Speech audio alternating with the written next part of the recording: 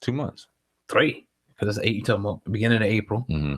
You know what I'm saying? May, June. We're going up there to the end of June. I give him. Yes. I mean, you know, sometimes stuff takes time, but you know, it's a problem. It's a big problem. Mm-hmm. It's a good problem, but it's a big problem. They got to get that handled. I think they will, though. I believe they will. Definitely. So yeah, man, you tuned into the Uncensored Truth podcast with your brother Old God and SamAnt going in today on this Monday. We want to give a special shout out to the people listening on iTunes, Spotify, Google Play, but especially the people that rock out with us on YouTube, the people who've been with us here since day one. We appreciate you listening in, you know, to the full podcast. I want to move over to this story, man, because this one's been trending today, and it's been a constant going back and forth between these former label mates of G Unit. So earlier today, pretty much 50 Cent posted up, you know, pretty much this on the screen. It says the video is no longer available due to a copyright claim. So 50 Cent pretty much went in and took his artist Young Buck's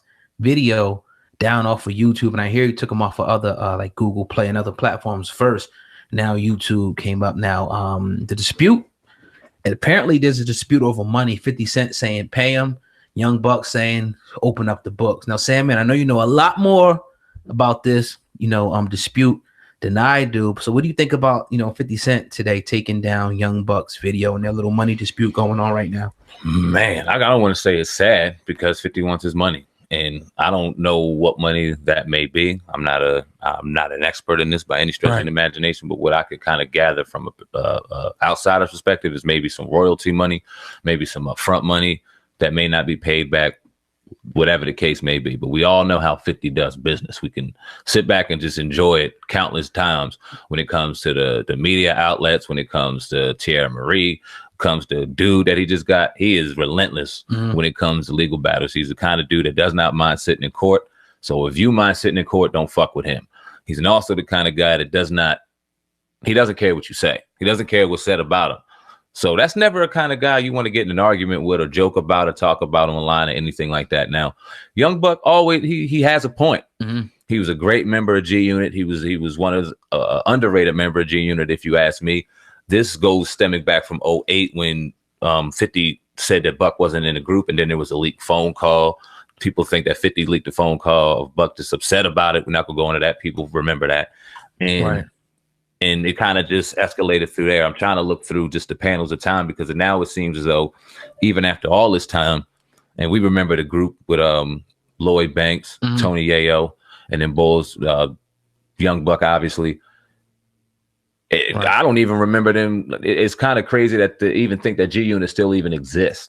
I thought that them brothers would have been going ahead and went their separate ways and doing their music independently. Young Buck will be able to put out what he wants, but he's still tied under G Unit. That tripped me out a little bit. And it shows you that simply because you see now that he got the video taken down and, you know, it's copyright claim G Unit, and it probably won't go back up. Actually, ain't going back up. Yeah, it ain't going back up. So it shows you that Young Buck is most likely under some type of contractual obligation, you know, to G Unit's record label, 50 Cent. G Unit, you know what I mean, at this point. So, I mean, it's not much I can say, you know, about the dispute. I don't know too much about it. We know how 50 Cent's been moving, how he moves. Like you said, ruthless businessman. You can only hope, you know, that this issue gets resolved. And if you owe that man, it seems like you have to just get him his money. You're going to make your life a living hell through the media, through legal papers and things like that. Tierra Marie still ain't paid, you know, this guy at this point, man. So, you know, I'm just kind of dumbfounded. I'm looking right here through another article that popped up in my face. We'll get to, you know, next. But yeah, man, that's crazy, man. I'm looking. My bad to cut you off, okay, but I'm looking through an article involving these two brothers back in 2014. Let me read this. This is courtesy of MTV. It says, for Buck, doing what he wanted to do meant spending cash at a breakneck speed. The money came at a fast pace in the early 2000s when Buck took off with G Unit, and he didn't have time to educate himself and learn to manage finances and taxes. This is quote, Young Buck. I came from the streets. I'm used to putting money up in a paper bag. I didn't know nothing about that. When you make 500,000, it's really 250,000 and some change. So I went speed balling, went and did everything I had to, and the IRS man came back around like, we need this. Now, with the artist and his figurative brother at Crossroads, 50 stepped in to help. He genuinely did not know what the IRS was talking about. I paid the taxes for him, and then it went around again, he said, noting that he bailed Buck out once more. Now, still 50 Cent took responsibility when it comes to Buck and the rest of G Unit. When I say I take responsibility for it, because I kind of conditioned them for it, he explained. It's because nobody was conditioned for it to work, but every time something went wrong, I was troubleshooting to keep everything in pocket. I remember 50 talking about that in various interviews and things like that.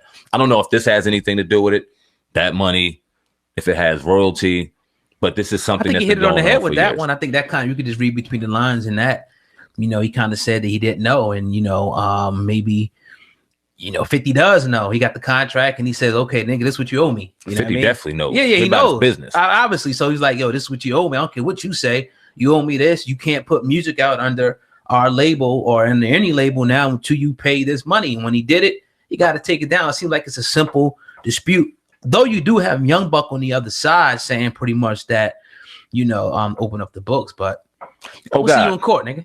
Oh God. You want good luck with that. You're going to be tied up forever. Does 50 Cent, should he just take the foot off the gas a little bit and just let this brother do his thing? The album was moving. It was getting a great response. The video was moving. And 50 Cent said, nah, fuck this, gone.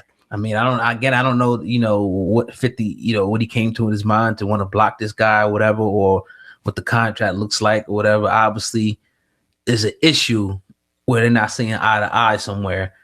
And whatever Young Buck's doing, 50 Cent is not approving of it. So that's why he got it taken, down. Or he wants his money before he starts, continuing to move like he's moving. So, I mean, we will see. We will see.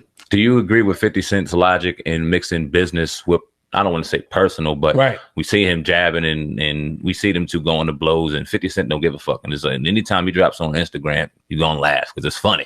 Right. But people take that shit personal, as we know. Right. So do you see this as a situation where, what am I trying to ask? As far as, do you see this in a situation where it's professional for 50 Cent to mix his business with the personal and joking and jabbing?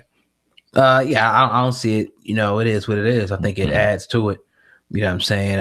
Either way, the court paperwork's going to come through, whether something goes on Instagram or not, or whatever he shows it or not. So I think, it's a good, entertaining for, the blogs and people who like to see stuff like that. But it probably won't be too entertaining for people that have to end up in court getting videos taken down and on the other side of that. But that's 50 for you. He's been doing that even before, like, you didn't really have the internet, but some stuff was coming up on YouTube like that. It wasn't as popular. He was doing shit back then, the World Star days when that was first popping off. So this is him. He just got a little bit older and a lot richer. He was when he dropped the joint, somebody was on there saying you shouldn't be doing this to the brothers and all that. He said, "Fuck that Black Power shit. I want my money." I mean, hey man, I get it. I mean, when you come from an area like he comes from, or you come from poverty and you've been a certain place, you're not going back to that. So you gotta just move in a ruthless, cutthroat world and be that. At this point. Right. Definitely. Indeed. Yes, sir. But you tune into the Uncensored Truth podcast with your brother Oh God and SamAnt. We going in today on this Monday afternoon. I got a breaking story coming through shit. Right here. I'm always searching, and yes, the team is, kind of just throwing stuff up in our face right here. It's only us, so we're talking about ourselves. But anyway, man, there's a video that's been released, and it's apparently Nipsey Hussle hugging Eric Holder months before a shooting. Now, during a recent Vlad TV interview, a guy named BG Knockout shed more light on the situation. Eric Holder pretty much saying that he used to be signed under Nipsey Hussle's label. And I don't know how true it is, but BG Knock also goes on to say he heard Holder was kicked out of the Rolling 60s for allegedly snitching. So, yeah, definitely. I'm going to play the video real quick and I'll go from there. Here's the video.